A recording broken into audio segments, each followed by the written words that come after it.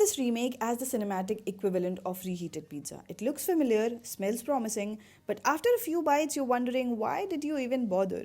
Unlike other lazy remakes like Beauty and the Beast or The Lion King that just want to make money, this one at least shows some effort, especially with Dean DeBlois behind it, the guy who made the awesome animated version. But the problem is, this new live action How to Train Your Dragon sticks so closely to the original that it feels more like a copy and paste job than something new and exciting. If you're going to redo something so loved, it should feel fresh, not just a cash grab. If you know the 2010 animated treasure, you can fast forward through the plot breakdown. We are back on the island of Berk, where dragons steal sheep and Vikings fight with axes. Gerard Butler is still the tough Viking chief, but now in real life form. And Hiccup, played by Mason Thames, is still the awkward kid who does not fit in. He builds a tool to catch a dragon and ends up making friends with the Toothless instead. They fly around, bond, and everything follows the same steps as the original, so closely that you might wonder if you're just watching the old movie again. But don't get too cozy. This new version is 27 minutes longer.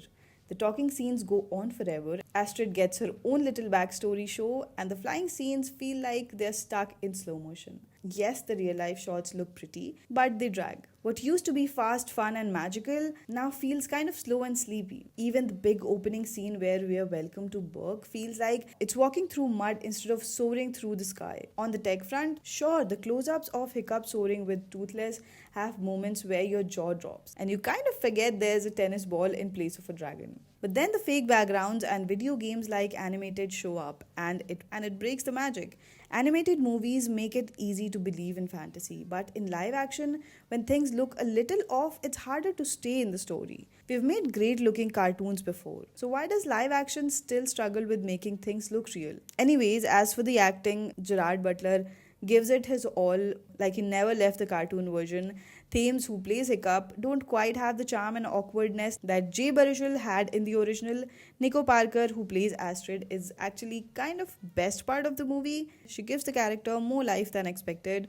The rest of the crew, Snot Loud, Fish Legs, Rough Nut, Tough Nut, feel more like kids in costumes than real people in personalities. Even Gobber, played by Nick Frost, does not bring much fun to the group. At its heart, this remake plays like the world's most expensive Halloween dress up party. Everyone's donned with franchise famous threads and recited their classic lines, but no one paused to ask why. Why are we doing this? And while all of this is happening, Disney and the new theme park are ready to take your money. Honestly, the movie feels more like a long ad for the theme park than a story that needed to be told. So, should you bother? If you're yearning for more Dragon on Viking action and you don't mind the extra runtime feeling like an extended DVD cut, go ahead. But if you value the lean, soaring beauty of the original, save your airfare and stream it at home. Because sometimes the best way to honor a masterpiece is to leave it alone.